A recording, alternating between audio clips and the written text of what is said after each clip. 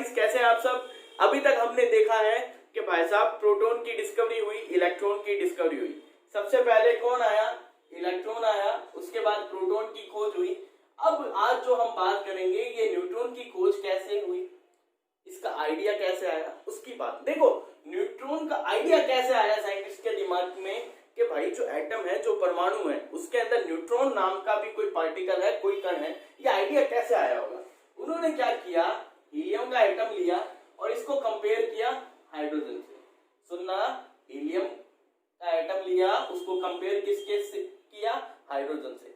आज हमें पता है, लेकिन उस समय ये बातें पता नहीं थी। आज के हिसाब से अगर मैं आपको बताऊं, हमें पता है हीलियम का एटॉमिक नंबर क्या होता है? 2। यानी इसमें प्रोटॉन कितने होते हैं? 2।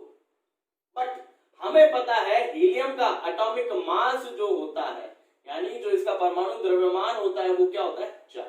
ये आज हमें पता है। क्यों? क्योंकि इसमें क्या होते हैं? 2 प्रोटॉन होते हैं और 2 ही क्या होते हैं? न्यूट्रॉन होते हैं। प्रोटॉन और न्यूट्रॉन को हम ऐड करते हैं, तभी तो हमें क्या मिलता है? परमाणु द्रव्यमान यानी एटॉमिक मास मिलता है।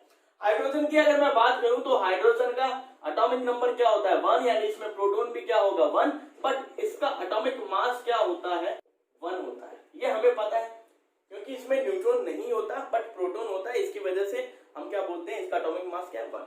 अब देखो, उस समय साइंटिस्ट ने भी क्या किया? कंपैरिजन किया हीलियम का और हाइड्रोजन का। जब वो हीलियम को उन्होंने क्या लिया, एक हीलियम का एटम लिया, उसको हाइड्रोजन के एटम से कंपेयर किया।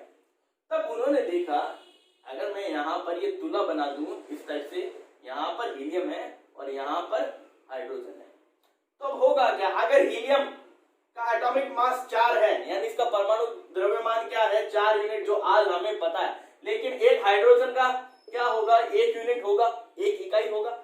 लेकिन अब मैं यहां पर इसको कंपेयर करूं तो हीलियम का पलड़ा क्या होगा? भारी, और हाइड्रोजन का पलड़ा क्या होगा? नीचे। यानी ये ऊपर जाएगा, ये नीचे। ये सिर्फ एग्जांपल के तौर पे आपको बता रहा हूं। अब उन्होंने एक और हाइड्रोजन एटम रखा, अभी भी क्या होगा? हीलियम का पलड़ा भारी है। क्यों? क्योंकि यहाँ पर 4 यूनिट मास है, 4 यूनिट का द्रव्यमान है। अभी यहाँ पर कितना हुआ है? सिर्फ 2 यूनिट। फिर इन्होंने एक और रखा हाइड्रोजन, फिर इन्होंने एक और रखा। जब ये 4 यूनिट हुआ यहाँ पर और यहाँ पर भी क्या है? 4 यूनिट, तो ये पलड़ा क्या आ जाएगा भाई साहब? बराबर आ जाएगा ना। तब उन्हें एक बात पता चली कि हो ना हो हीलियम में जब उनको पता है 2 प्रोटॉन है, हाइड्रोजन में उनको पता है 1 प्रोटॉन है। अगर वो 1 हीलियम ले रहे थे तो एक्चुअली किसके बराबर आना चाहिए? सिर्फ 2 हाइड्रोजन परमाणु के बराबर आना चाहिए। लेकिन किसके बराबर आया? 4 हाइड्रोजन परमाणु के बराबर आ रही है। तो एक बात उनको पता चली कि हो ना हो इस हीलियम के एटम में एक और पार्टिकल ऐसा है जो इसके द्रव्यमान पे क्या डाल रहा है? असर डाल रहा है। जो इसके मास पर क्या डाल रहा है? अपना इफेक्ट डाल रहा है। वो पार्टिकल आगे जाकर के उनको पता लगा, वो क्या है? न्यूट्रॉन। वो क्या है? न्यूट्रॉन। अब न्यूट्रॉन की डिस्कवरी कैसे हुई, उसका एक्सपेरिमेंट क्या है, वो देखते हैं। देखो, न्यूट्रॉन की डिस्कवरी करने के लिए उन्होंने क्या ली? एक मेटल लिया और उसकी क्या ली? प्लेट ली। क्या लिए? कुछ मेटल लिए और उनकी प्लेट ली। अब वो मेटल क्या क्या थे? वो लिथियम था, वो बेरिलियम था और वो बोरोन था। इन मेटल की प्लेट पर उन्होंने क्या की? कुछ अल्फा पार्टिकल की बौछारें की, यानी बॉम्बार्डिंग की। किसकी? अल्फा पार्टिकल्स की, अल्फा कणों की क्या की? बौछार की। जब अल्फा कण की यहां पर वो बौछार कर रहे थे तो यहां पर कुछ रेडिएशन वेव्स निकली। मैं बोल सकता हूं यहां पर कुछ वेव्स निकली। इन वेव्स को उन्होंने देखना चाहा कि भाई साहब क्या इन वेव्स पर, इन तरंगों पर क्या कोई आवेश है, क्या कोई चार्ज है या नहीं है। तो वही चार्ज पता लगाने के लिए हमने बाकी एक्सपेरिमेंट में क्या किया है? इसके पास हम क्या ले जाएंगे? प्लस या माइनस चार्ज वाली कोई ना कोई क्या ले जाएंगे? प्लेट लेकर जाएंगे। वही होगा ना, या तो प्लस चार्ज वाली या माइनस चार्ज वाली प्लेट लेकर जाओ। जब वो बारी बारी लेकर गए तो उनके दिमाग में एक यहां पर बात आई कि ये रेस ना तो प्लस चार्ज वाली प्लेट की तरफ अट्रैक्ट हो रही है और ना ही माइनस चार्ज वाली प्लेट की तरफ अट्रैक्ट हो रही है। इसका मतलब यहां पर जो चार्ज है वो बिल्कुल भी नहीं है। यहां पर जो ये तरंग है, ये जो वेव है, इन पर आवेश बिल्कुल भी नहीं है। अब उन्होंने क्या किया, इन तरंगों को मोम के अंदर गुजारा, वैक्स मोम लिया और मोम से पास आउट करवाया। जैसे ही ये तरंगे मोम के अंदर जाती है तो यहां से मोम से ये क्या रिलीज करती है, कुछ पार्टिकल रिलीज करती है। ये मान लो ये कुछ पार्टिकल इनने क्या किए, रिलीज किए। ये जो पार्टिकल थे इन पर चार्ज था पॉजिटिव, यानी एक्चुअली ये क्या थे, प्रोटॉन पार्टिकल। अब उनको एक बात पता चली कि ये जो रेस हैं जिन पर कोई आवेश नहीं है, ये एक्चुअली क्या थी, इन्होंने उनको नाम दिया न्यूट्रॉन। ये क्या थे, न्यूट्रॉन। और यहां पर जब ये वैक्स से टकराई तो वैक्स का जो मॉलिक्यूल होगा, जो वैक्स का जो एटम होगा, जो परमाणु होगा, उससे यानी इस पार्टिकल में इतना हैवी वेट है, या वो बोल सकता हूं प्रोटॉन के बराबर क्या है, इसमें मास है, जो क्या करता है, इस मोम के परमाणु से प्रोटॉन को धक्का देकर बाहर निकालता है और खुद यहीं जाकर के रुक जाता है, और प्रोटॉन क्या आ जाते हैं इस वैक्स के परमाणु से बाहर। तो यहां से उन लोगों को एक बात पता चली, ये जो आवेशहीन तरंगे थी इन्हीं को उन्होंने क्या नाम दिया, न्यूट्रॉन। इस एक्सपेरिमेंट के थ्रू क्या हुई, न्यूट्रॉन की खोज हुई। अब ये खोज किसने की थी, ये की थी जेम्स चैडविक ने। किसने की थी, जेम्स चैडविक ने। ये बातें आपको ध्यान रखनी है डिस्कवरी ऑफ न्यूट्रॉन। अब देखो, अब मैं अगर एटॉमिक नंबर की बात करूं, जो आपको पता है मेरे हिसाब से सभी को, परमाणु क्रमांक जिसे हम बोलते हैं, और एक है अपना एटॉमिक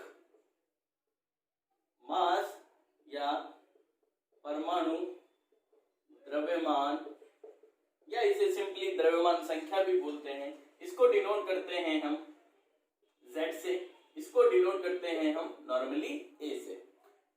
परमाणु क्रमांक यानी एटॉमिक नंबर क्या होती है, कोई भी परमाणु हो, कोई भी परमाणु हो, उसमें हमें पता है एक नाभिक होता है, उस नाभिक में यानी उस न्यूक्लियस में प्रोटॉन और न्यूट्रॉन, दो सब एटॉमिक पार्टिकल, दो मूलभूत कण होते हैं, और बाहर क्या होते हैं अपने पास शेल्स में, कोशों में इलेक्ट्रॉन होते हैं। परमाणु क्रमांक क्या होगा, उस परमाणु में जो प्रोटॉन की संख्या होगी, जो प्रोटॉन की संख्या होगी, वही उसका क्या होगा, परमाणु क्रमांक होगा। यानी नंबर ऑफ प्रोटॉन्स उसमें जितने होंगे वही उसका परमाणु क्रमांक यानी एटॉमिक नंबर। इसे मैं बोल सकता हूं प्रोटॉनों की संख्या, प्रोटॉनों की संख्या। आई बात समझ में? इसको अपने क्या बोलेंगे, एटॉमिक नंबर या परमाणु क्रमांक। लेकिन एटॉमिक मास या द्रव्यमान संख्या इसे बोलते हैं, परमाणु द्रव्यमान। ये क्या होता है, इसको डिनोट करते हैं Z से। किसी भी परमाणु में प्रोटॉन और न्यूट्रॉन की जो संख्या होगी, प्रोटॉन और न्यूट्रॉन का मैं सम कर दूं, मैं ऐड कर दूं, तो मेरे को क्या मिलेगा, एटॉमिक मास यानी परमाणु द्रव्यमान मिलेगा। अब एक बात सुनना, ये जो न्यूक्लियस के अंदर प्रोटॉन और न्यूट्रॉन होते हैं, इनको मिलाकर के हम एक नाम बोल सकते हैं, इनको हम बोलते हैं न्यूक्लियॉन। क्या बोलते हैं, न्यूक्लियॉन। यानी सिंपली मैं एटॉमिक मास को क्या बोल सकता हूं, the total number of nucleon in an atom.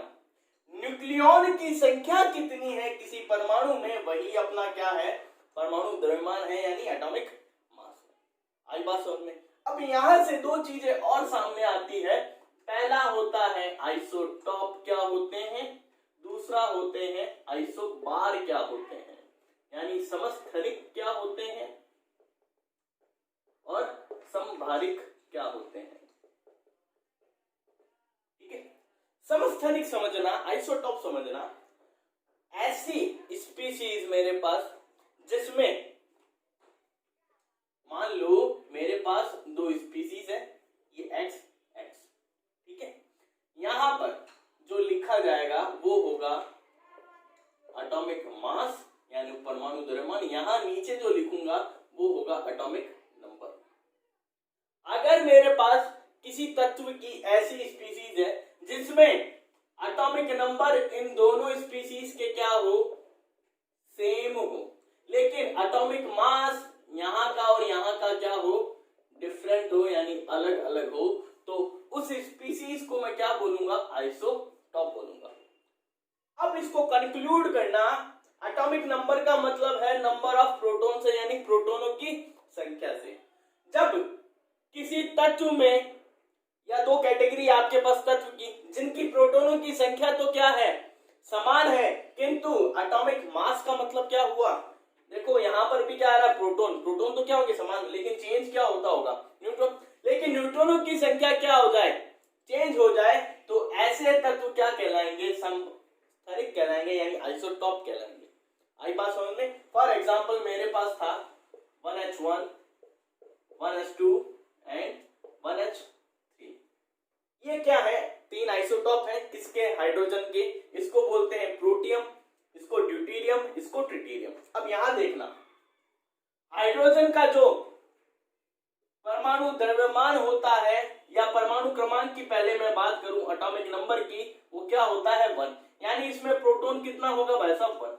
लेकिन इसका जो एटॉमिक मास होता है परमाणु द्रव्यमान की अगर मैं बात करूं तो वो भी क्या होता है 1, यानी इसमें न्यूट्रॉन तो क्या होते हैं 0, बट प्रोटॉन क्या होता है 1 ही होता है, तभी इसका मास भी 1। तो ये जो पहली स्पीसीज आपको दिख रही है इसमें ये 1 जो नीचे लिखा है ये क्या है, मेरा एटॉमिक नंबर है, यानी प्रोटॉनों की संख्या है। लेकिन ये जो 1 ऊपर लिखा है इसमें न्यूट्रॉन तो क्या होता है 0 होता है, और हमें पता है ऊपर लिखा जाने वाला चीज क्या होती है, एटॉमिक मास होती है, यानी परमाणु द्रव्यमान होता है।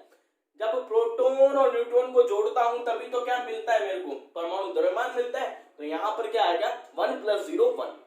लेकिन यहां देखो 1H2, ये 2 हुआ है, इसका मतलब यहाँ प्रोटॉन कितना है 1 है, और एक क्या आ गया इसमें न्यूट्रॉन आ गया।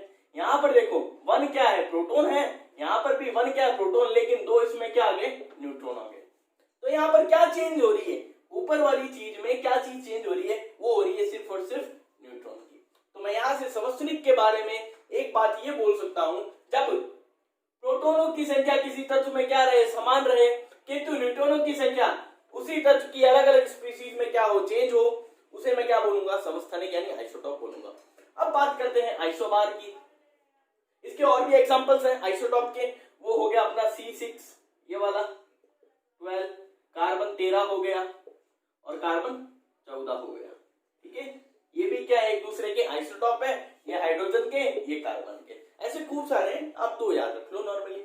आइसोबार की बात करें, समभारिक, यहाँ पर क्या हो रहा था, एटॉमिक नंबर क्या रह रहा था सेम, लेकिन एटॉमिक मास क्या हो रहा था, चेंज हो रहा था। अब मैं उल्टा कर दूं, अब मैंने क्या किया, उल्टा कर दिया, एटॉमिक मास तो क्या रहे, सेम रहे, लेकिन एटॉमिक नंबर क्या हो, चेंज हो, उसे मैं क्या बोलूंगा, आइसोबार यानी समभारिक तत्व बोलूंगा। याद कर लो कि ये चीजें, बस ये बेसिक आपको ध्यान रखना है।